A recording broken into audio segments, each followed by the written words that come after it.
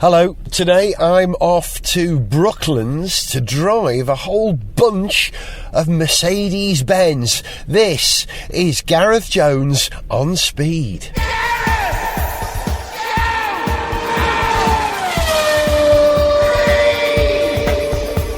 Hello, welcome to Gareth Jones on Speed. It's quite a long journey from where I live in northeast London to Brooklands, which is down in southwest London.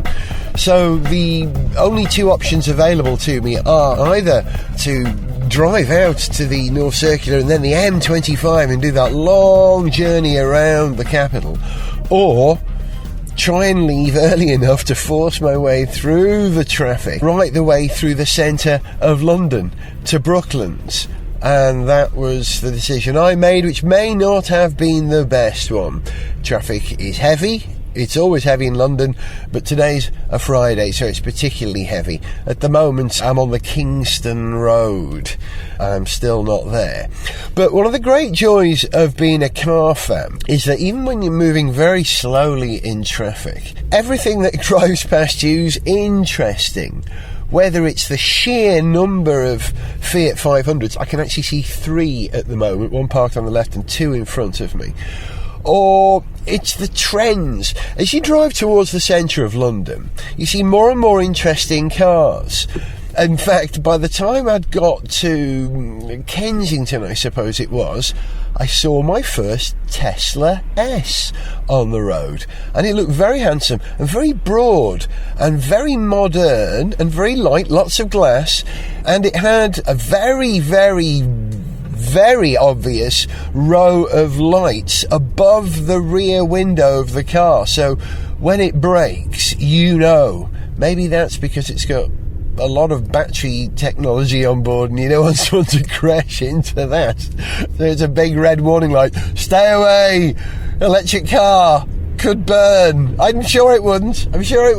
Just a bit of comedy.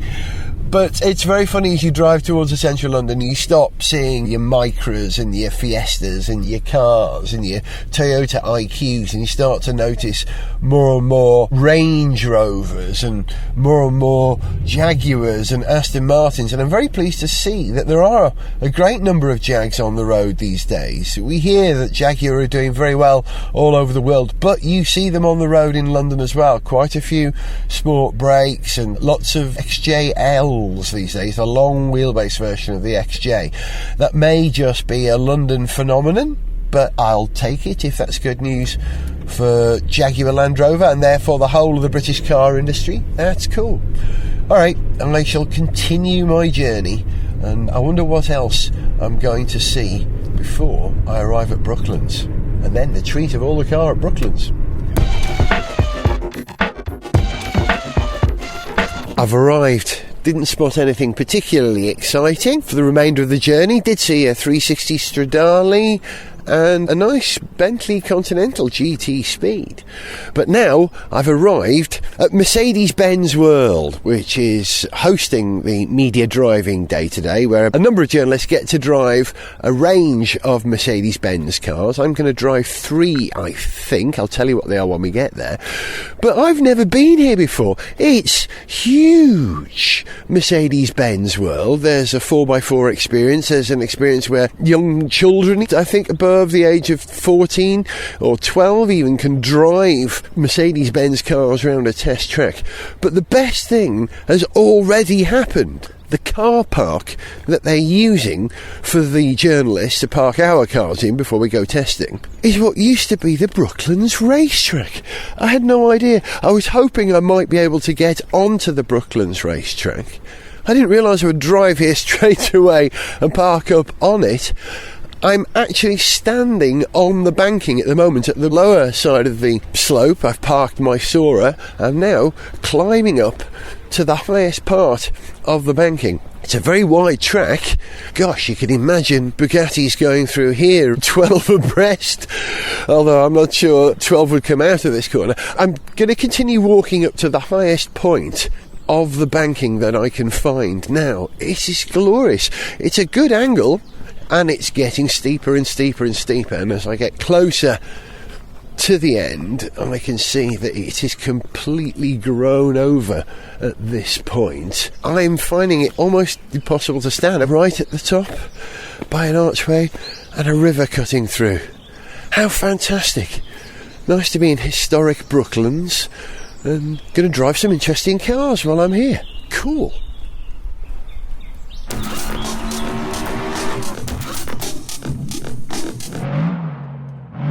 Okay, I've selected 3 cars to drive today. I could probably drive more, but I think 3 will be enough. I'm starting with the CLA, which is a car I've seen a couple of times out and about, but I certainly haven't been in, and I certainly haven't driven.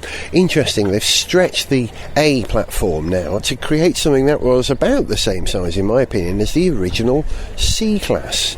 Maybe a little bit shorter.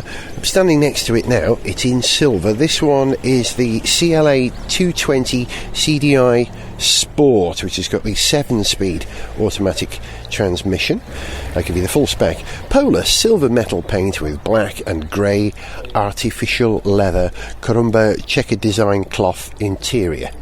Okay, you can picture the car, very silver, very black, and very swoopy. There's going to be a shooting brake version of this car as well, but knowing Mercedes, it will be a 5-door, not a proper 3-door shooting brake. Okay, getting in the thing, here we go. Yes, all very sporty in here. You can tell it's part of the sports spec, this one. It's got this really fascinating silver work on the dashboard that looks ribbed, and yet you run your fingers over it and it's an optical illusion. It's not ribbed at all. Nice. Okay, let's start it up and get comfortable. It's got manual seat adjustment, this one, which is never a bad thing in my opinion. I think we often put electronics in cars, so we don't always need them for the basic functions like the seat and stuff. It's just as easy to release something and get your position right. Just messing with the steering wheel now. Nice dash, very sporting. Okay, let's go driving.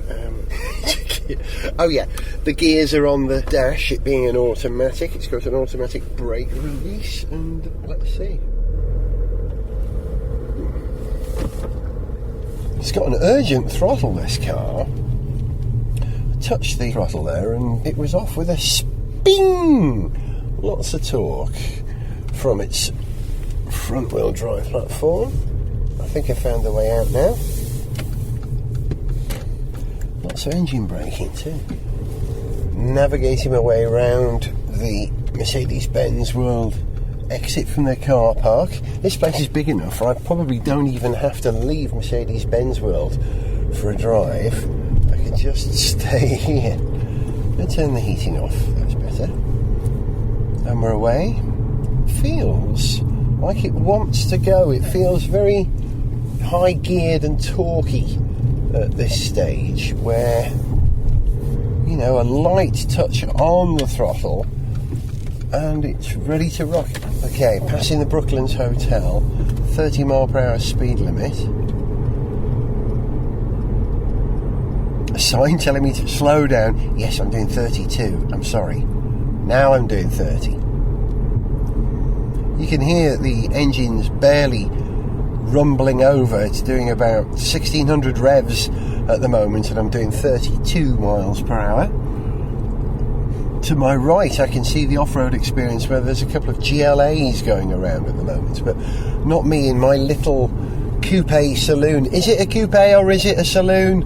It's a saloon, I think, with a lowish roof, but it doesn't feel particularly coupé-like, although you do sit low with your feet forward.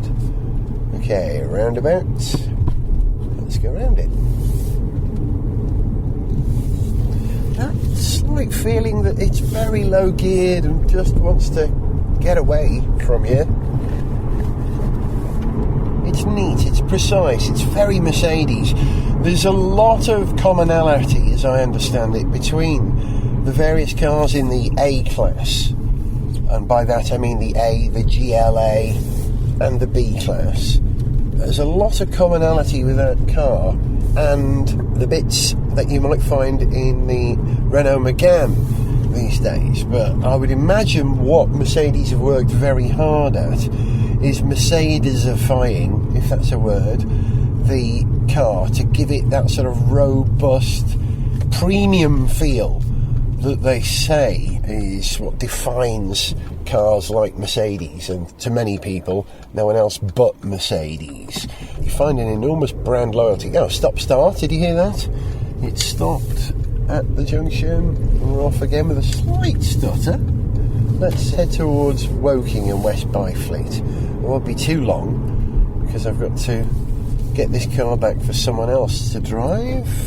Yeah, it's a slightly surgy throttle on this car at the moment. That's just a matter of adapting my driving style, I suppose, having driven here in a 3-litre straight 6 petrol engine, of course, which has that sort of smooth, even distribution of power and torque. This is a bit lumpy. Well, only in so much as it produces loads of torque low down, so it just wants to go. Just wants to go.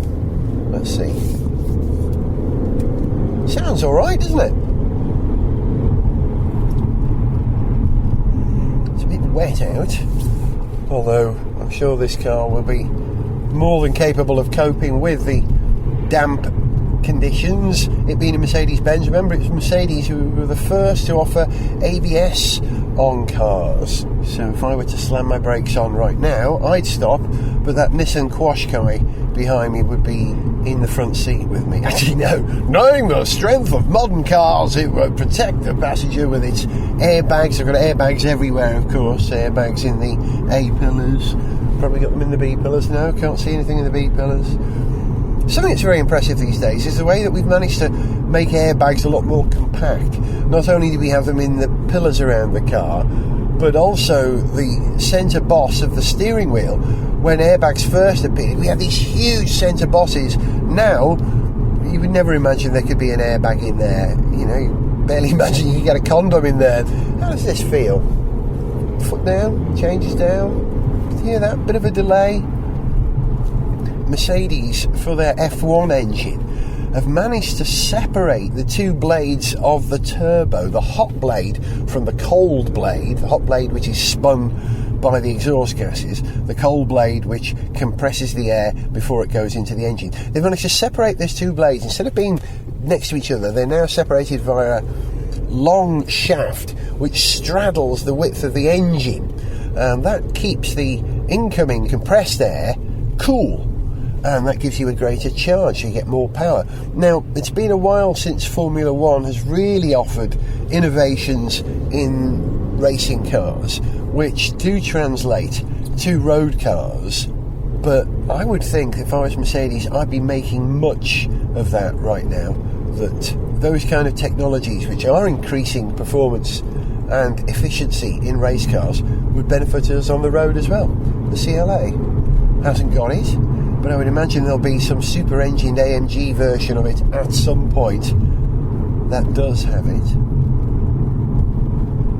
Yeah, this does feel not only sort of that strong and impressively cool vibe that you get from Mercedes-Benz, this one does actually feel, or I should say look, sporty. The interior is definitely all black and silver and sporting, no sign of any wood, of course. And the ride in this CDi Sport edition is nice, I have to say. It's bountiful. Can we describe a ride as bountiful? I bet we can. We just did.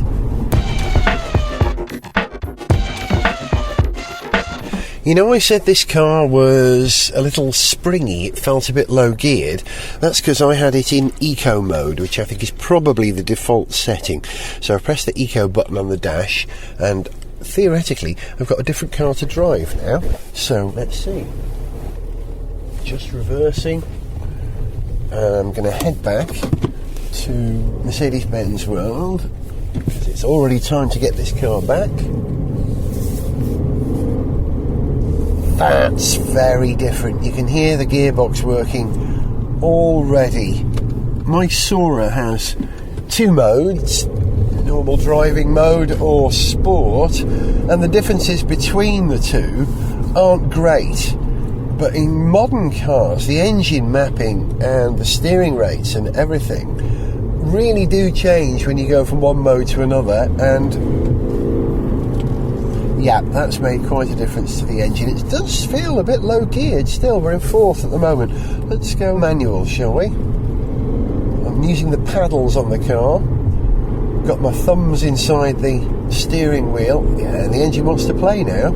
Too much. Let me go back to something a bit more sedate.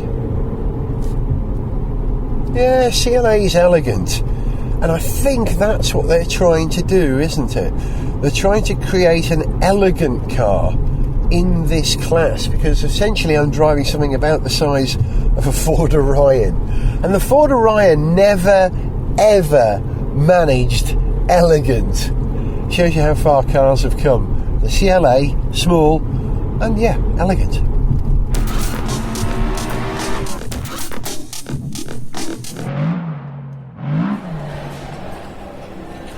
Before I go out in the next car, I thought I'd tell you a little bit about Mercedes-Benz World. It's the most enormous showroom you'll ever see, and there are displays of cars and concept cars from the grand back catalogue of Mercedes-Benz for you just to wander around. It's part car showroom, it's part car museum, it's part art gallery. Where shall I start? Okay, here's one. This is lovely. A 1958 Mercedes-Benz 220S Ponton. For those who know, it's the W180, which was a car from the late 50s with an inline six-cylinder engine that produced 105 horsepower, which was quite a lot really in those days. So, you know, a handsome car, very familiar, that classic upright Mercedes grille. But there are two cars here worth a mention. Okay, there's a shooting brake over my shoulder, I'm going to mention that as well. But you really should see this. A 1955 Mercedes-Benz 300SL Gullwing. The original, the classic, possibly the greatest Mercedes of all time. And of course it's silver, and of course it's got that lovely red leather interior, which has a real patina about it, like this one's been lived in, but it's still immaculate. How can a car be so immaculate yet so lived in and so elegant with its gull-wing doors? A car from 1955 which still impresses today. And that's the sort of thing that any car manufacturer would make most of. If you've got a heritage, show it off. And that's what this place is all about. Okay, here's a car which personally I find really satisfying to see again. They built them between 1968 and 1971. This is a 1969 model 280 SL Pagoda. Yes, that little two-door convertible with the upright headlights and the horizontal grille.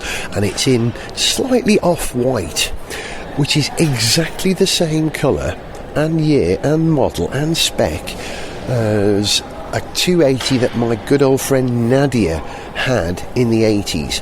I spent summers driving around in this car in London, and we also did some filming. I went out for a day's filming and I sat on the back of the car, not even on the seat, but I sat with a cameraman sitting next to me on, you know, where the hood folds away in the parcel shelf at the back. I sat on that prone upright and drove around London filming. You couldn't do that these days without getting arrested.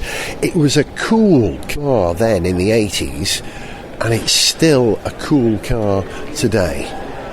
There are lots of other cool cars here. I'll show you some more from Mercedes-Benz World in a bit, but first I'm going to go and test drive something I've not driven before. Gareth Jones on speed. Okay, the next car is a GLA 200 CDi AMG Line. It's got a 2.1 litre four-cylinder turbo diesel that produces 136 horsepower, and this one will go off-road, so let's go off-road. Well, not just yet. Let's drive round to the off-road facility that they have here at Mercedes-Benz World and see how we get on. This is the first time I've driven a GLA. Oh, it doesn't have a very good lock. That's interesting. Just came out of the car park. turned it right round and the wheels didn't really turn that far. But I like the GLA. I often think that some cars like the Freelander are over-spec'd or a bit much, you might say. Those cars are supremely capable. They're very tall and they're used 90% of the time by people who don't need the abilities of that car. Now, the GLA is interesting in that it's a bolstered version of the A-Class, but it's not so bolstered that it feels like a monster car. It's planted, it has a good presence on the road.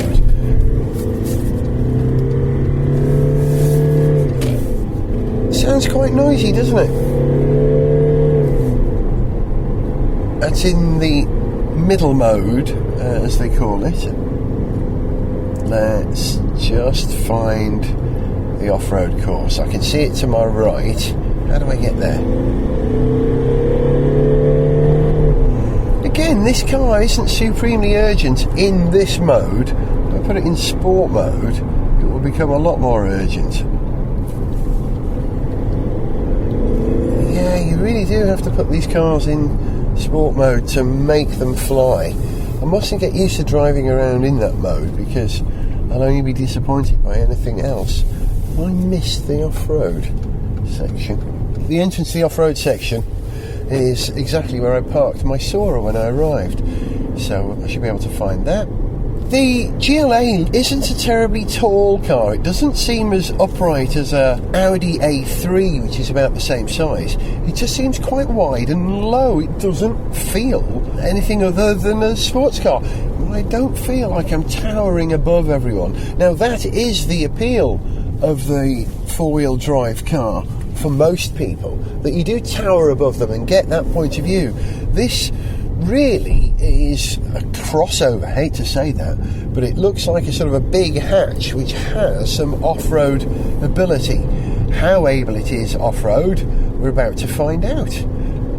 I know that they've got a proper off-road course here, so this will be a good test. Okay, turn in here, like the seats. Yeah, it doesn't have the lock of the other car. I'm on the old Brooklands track now. I think this is where kids get to learn to drive, isn't it, round here? I'm driving on the very battered concrete surface with lots of cracks in it and lots of loose gravel. And these huge sort of speed bumps, which it warns me of. But this, it should be able to cope with this. I'm not sure my Sora would cope so well with this. I think my Sora would have perhaps chinned its spoiler 3 times on this bit of gravel so far. Nice, I'm having fun. The back end comes round. It's very loose here, and I'm following a sort of a slalom track of blue cones marked out in front of me. And I just got the back end out. It came round very handily. That's the speed bump again, must slow down. I like this. I like the GLA. Slalom, hard left. Nice in sport mode. Yeah. Let's see if I can find the off-road course. Otherwise we could be here all day. Let's see. Okay, I have managed to find it. There was a left off that I hadn't spotted, so here we go in manual mode, not eco. I'm going off-road. Slightly worrying because it says no unauthorised vehicles allowed beyond this point. I'm guessing that I'm authorised. And I go into what is effectively a rain gutter, a very broad rain gutter, like a mini version of the Los Angeles River, as they call it. You know that famous scene in Terminator where they chase down the Los Angeles River, the storm drains. I'm in one of those, so I'm already wading in this sporting little car through puddles which are certainly covering the tyres. There we go, onto the gravel now. This is a great course. Alright, I'm going to go over some really raggedy rocks that I just left. Better slow down. You've got to go really slow, otherwise you'll bash it underneath. That's bouncy. That was very bouncy. But I'm through it. More water. How deep is this? You're supposed to check the depth, aren't you, before you go in?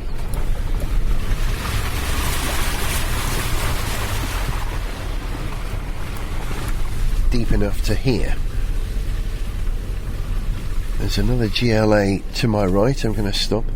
He's coming this way. Okay. He's over at an absurd angle. I'm not really pushing this car's abilities at the moment. It's like driving through a really rotten car park. Like the sort of thing you might find at Silverstone in April. You know, muddy. There's a rocky road. Oh, I see. Okay. You can deviate off the flatter sections to some very severe sections. The temptation is just to keep going through the path, but really you want to take this thing off-road. Let's see.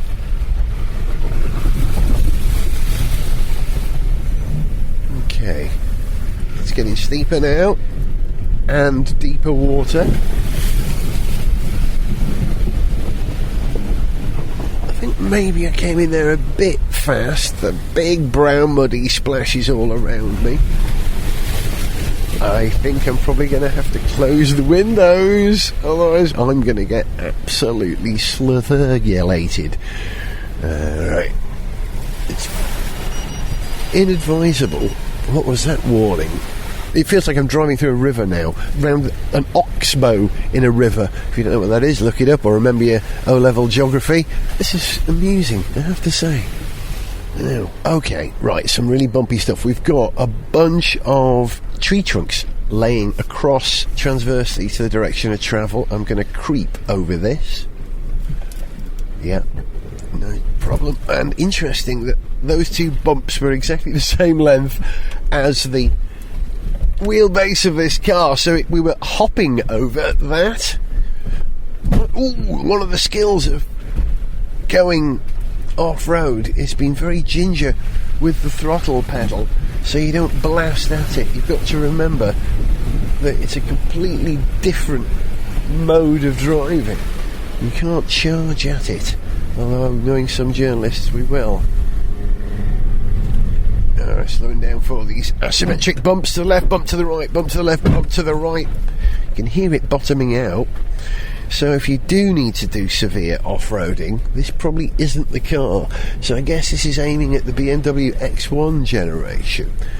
It's capable, it just doesn't have the ground clearance. I'm now stepping over extraordinary steps in the road, to be fair. Can I really drive up those steps in this? No. Okay, in front of me now is a sheer face of a set of steps at about 45 degrees. And if I get two wheels on the steps, no, it's not going to go, is it? It's not going to go. That's too... The attack angle is too great. I can't do that. Okay, backing up. Hopefully I will keep the spoiler on. Okay, we found the limits. That's probably something that this car can't do. I'll take a picture of it so you know what I'm talking about, and I'll post it to the website. It's seldom that I'm able to find the limits of a car, but I just did with this. To be fair, that is a very severe thing to ask a car to do, to go up, I don't know, 15, 18 steps at about 45 degrees. It just isn't going to do it. The attack angle, is that what they call it? The approach angle on the car, on this car, simply won't let me do that. There are Mercedes which will let you do that, of course, the ML series and the G-Wagon. But now I'm going up something a bit more severe. I'm struggling again. Am I in the right mode? Are we in four-wheel drive? Let's see. Okay, well the answer is I can't do it because this car isn't four-wheel drive. Not all GLAs are, but there you go. A little bit of a run-up, and I just did it, to be fair. And now creeping down the other side at quite an angle, taking it very gently, letting the engine braking do all the work. Yeah, that's the angle we came down at. It thought I was about to drive into another car. The road literally rose to meet me, rather like John Lydon sang, "May the road rise with you." more steps. I'm not convinced I'm going to do those, so I'm going to back off. Okay, I've found the limits of this car. I suppose the GLA in its front-wheel drive, guys, as this is designed to offer the sort of performance that you might get from something like a Qashqai or the Volvo XC series. Sort of reasonable ground clearance and the ability to do certain... Whoa! We just came over something very severe and dropped down. So there I was saying, this car isn't as capable as you think it is. And it is pretty capable as I drive through yet another gutter, what it seems like. This is very deep water now. I'm getting warnings. Got a bow wave. I'm getting out of here before... And to get out, this could be tricky. I've got logs to go over. Yeah. To be fair, you can't knock the performance of that car. That just coped very well with that. Very well. Couldn't do everything, but who needs a car that can go over a sheer mountain every day? Nobody, unless you live on a mountain. If you'd like to hear the rest of Gareth's adventures in Mercedes-Benz World and hear what he thinks of the new S-Class, then please listen to Gareth Jones on Speed, episode 222, available for download in 48 hours. To send us an email, see pictures, get song lyrics, join our Facebook fan site, follow us on Twitter, or to find out about sponsorship opportunities, go to garethjones.tv. Gareth Jones on Speed is made in London by Whiz Bang. Gareth Jones on Speed!